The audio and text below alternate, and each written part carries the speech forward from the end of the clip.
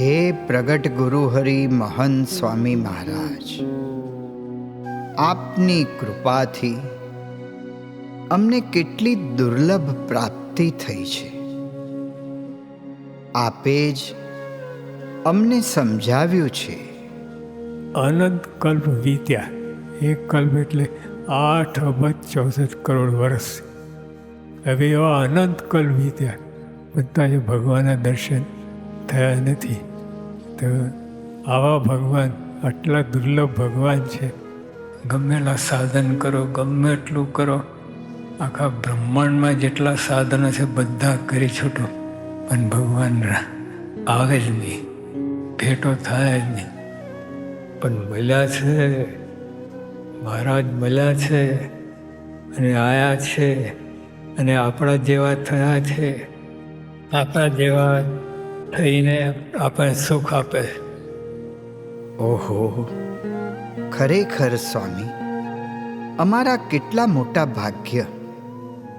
કોઈ સાધનથી જે ભગવાન અને સંત મળે નહીં, ઝાંખી પણ ન થાય, એ ભગવાન અને એ સંતના સાક્ષાત દર્શનનો મને લાભ મળી ગયો. આ અશક્ય વાત શક્ય થઈ ગઈ. કોઈ દિવસ બને નહીં. નિષ્કાળ સ્વામી કહ્યું, ક્યાં કીડીને ક્યાં હાથી, કીડીને હાથીને મેળાપ ક્યાંથી થાય? આ જીવને બ્રહ્મને સાથે મેળાપ ક્યાંથી થાય? સાચી વાત છે સ્વામી, ક્યાંથી મેળાપ થાય? અને છતાં પણ મેળાપ થઈ ગયો. પરબ્રહ્મ પુરુષોત્તમ નારાયણ સર્વોપરી ભગવાન એવા શ્રીજી મહારાજ અને તેમના અખંડ ધારક એવા અક્ષર બ્રહ્મ સત્પુરુષની પ્રત્યક્ષ પ્રાપ્તિ, તેમના સાક્ષાત દર્શન, આપની આ અકારણ કરુણા વર્ષાથી અમે કાયમ કૃતાર્થ થયા છીએ, ધન્ય થયા છીએ. धन्योऽस्मि पूर्णकामोऽस्मि निष्पापो निर्भयः सुखी अक्षरगुरुयोगेन स्वामिनारायणाश्रयात्.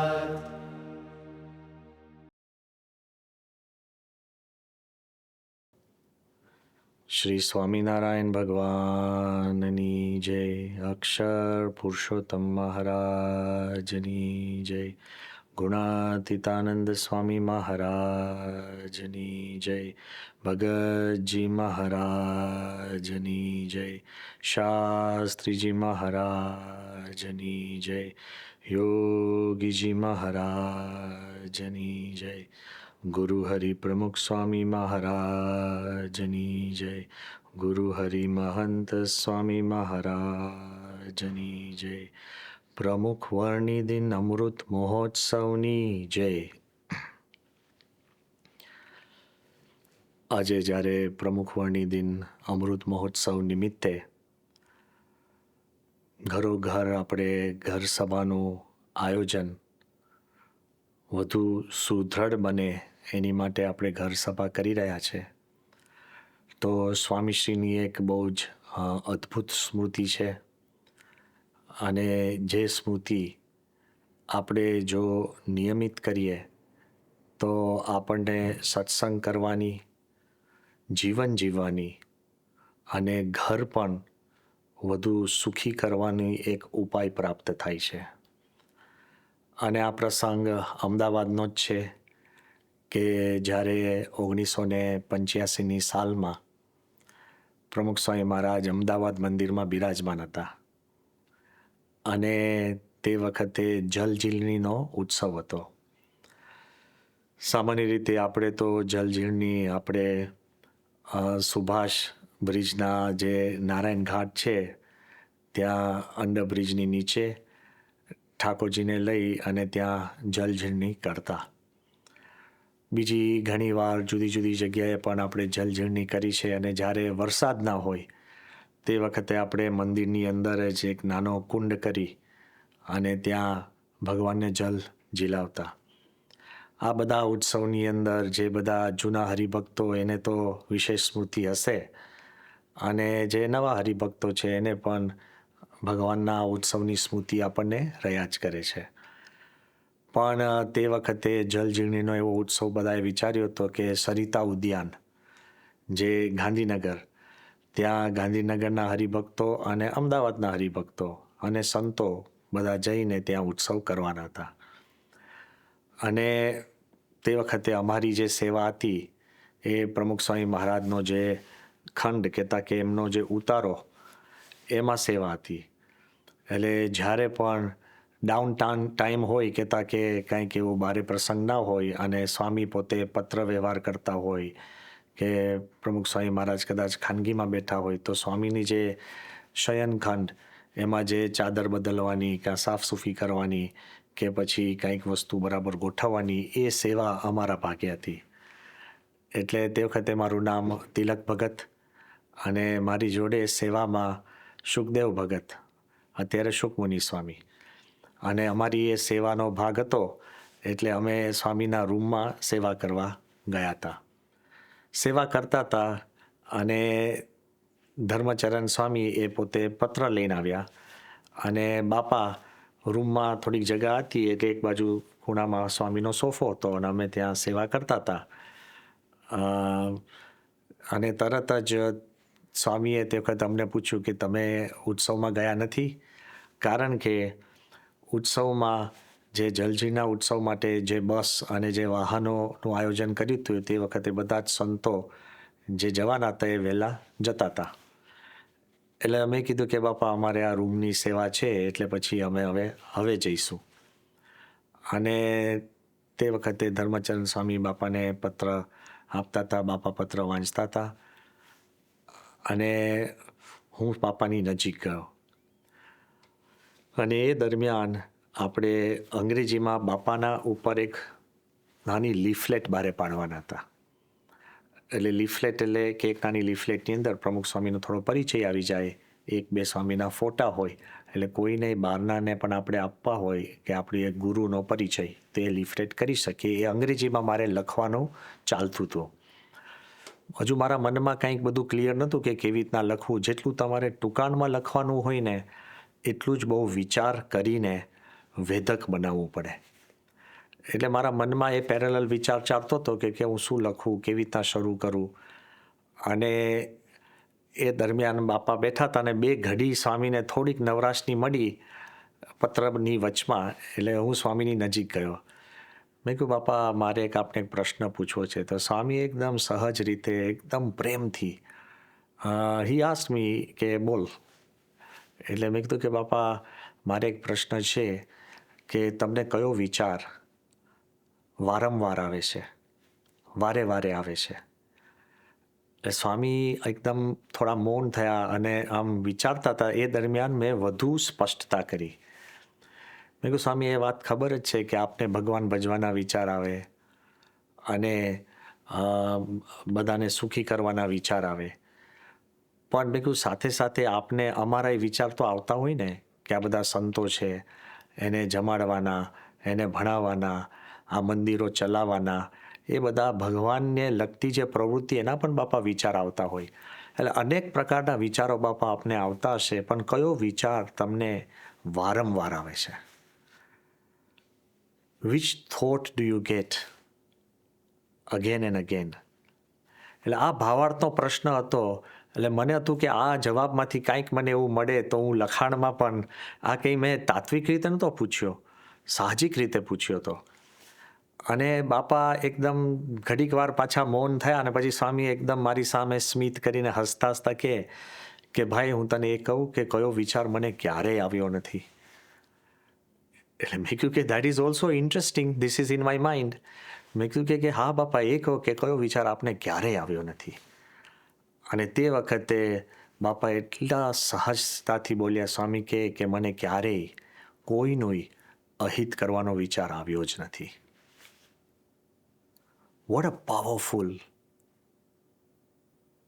sentence, what a powerful idea, what a powerful thought. બાપાએ એટલી સાહજિક રીતે વાત કરી કે મને ક્યારેય કોઈનું અહિત કરવાનો વિચાર આવ્યો નથી. આપણા ગુરુની પવિત્રતા જુઓ, આપણા ગુરુની ક્લેરિટી જુઓ, દિવ્યતા જુઓ કે આ પૃથ્વીમાં રહે છે અને આ લોકની અંદર કેટલા એવા પ્રસંગો બન્યા હશે કે એમને અનુકૂળ ના હોય, પ્રતિકૂળ હોય, નાના મોટા કોઈએ વિરોધ કર્યો હોય, કોઈએ પડકાર આપ્યો હોય, કેટલા એવા હશે કે જેને સ્વામીનું વચન માન્યું ના હોય, સામે વિવાદ કર્યો હોય. એવું કેટલાય પ્રસંગ હશે ને કેટલાય એવા પ્રસંગ હશે કે સામેથી સ્વામીને દુઃખ આપ્યું હોય. નિંદા કરનાર પણ લોકો હતા, પણ પ્રમુખ સ્વામી એવું બોલ્યા કે ક્યારેય મને કોઈનું અહિત કરવાનો વિચાર નથી આવ્યો. આ ચરમસીમા છે. અને તે જ જોઈને આપણા અંતરની અંદર એક કમ્ફર્ટ ઊભું થાય કે પ્રમુખ સ્વામી મહારાજ આપણને એવા ગુરુ પ્રાપ્ત થયા કે જીવનના છેલ્લા અંત સુધી ક્યારેય કોઈનું અહિત નહીં. હવે બહારના લોકોનું કોઈનું અહિત ના કરે, વિરોધીઓનું અહિત ના કરે, કોકે એમને રૂકાવટ કરી તો અહિત ના કરે, કોકે એમના વિરુદ્ધમાં કંઈ છાપ્યું હોય તોય સ્વામી અહિત ના કરે. તો આપણે એના ભક્ત થયા, આપણે એમની માળા કરીએ છીએ, એમની આજ્ઞા પાડીએ છીએ. આપણે પ્રમુખ સ્વામી મહારાજના ઉત્સવો કરીએ છીએ. તેવા ભક્તનું ક્યારેય પ્રમુખ સ્વામી મહારાજ અહિત તો ચિંતવે નહીં, પણ અહિત થવા પણ ના દે. એટલી ક્લેરિટી આપણા મનમાં હોય તો ક્યારેય આપણને સત્સંગ કરવામાં મન પાછું નહીં વળે. અને કદાચ કંઈક આપણે સંસાર વ્યવહારમાં, કારણ કે ગ્રહસ્થાશ્રમ છે, આપણું કુટુંબ છે, આપણા સંતાનો છે, આપણા મિત્રો છે, આપણા સગાવાલા છે, એમાં કોક કદાચ આપણને સહકાર આપે ના આપે, કોક કંઈક અપમાન કરે ના કરે, પણ એ બધું હૈયામાં લગાડ્યા વગર આપણા મનમાં ક્લેરિટી હોય આમાં આપણું ક્યારેય અહિત થવાનું નથી.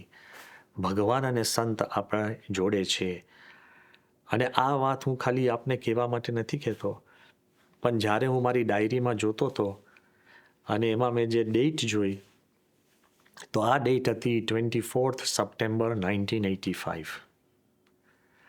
અને પછી હું તમને કહું છું કે 2002ની સાલમાં અક્ષરધામ ઉપર અટેક થયો એ પણ 24 સપ્ટેમ્બર જ હતી.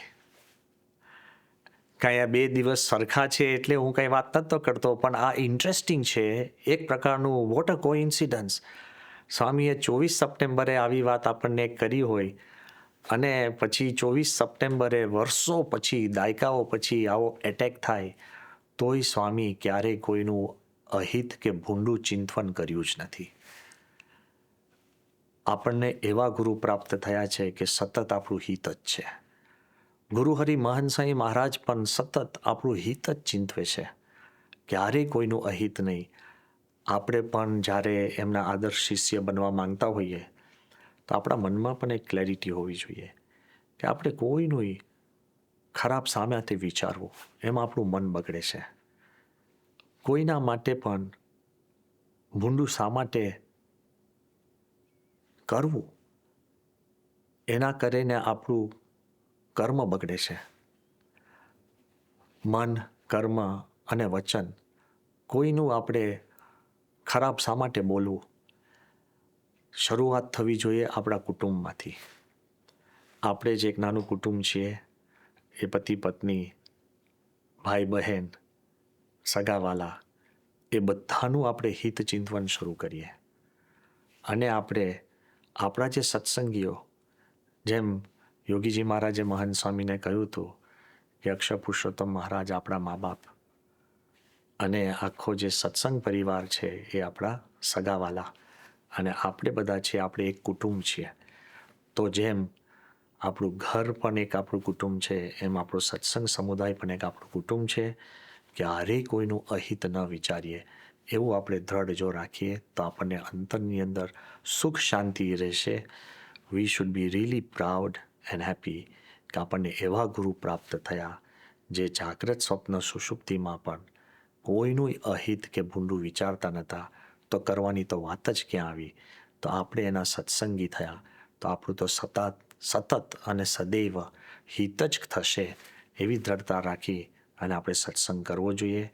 આજે ઘર સભાની અંદર પણ એકબીજાના ગુણો લઈ, એકબીજાના સારા વિચાર કરી અને એવો માહોલ આપણે આખો ઊભો કરવો જોઈએ કે આપણને અખંડ શાંતિ રહે અને સંપ વધે. શ્રી સ્વામિનારાયણ ભગવાનની જય.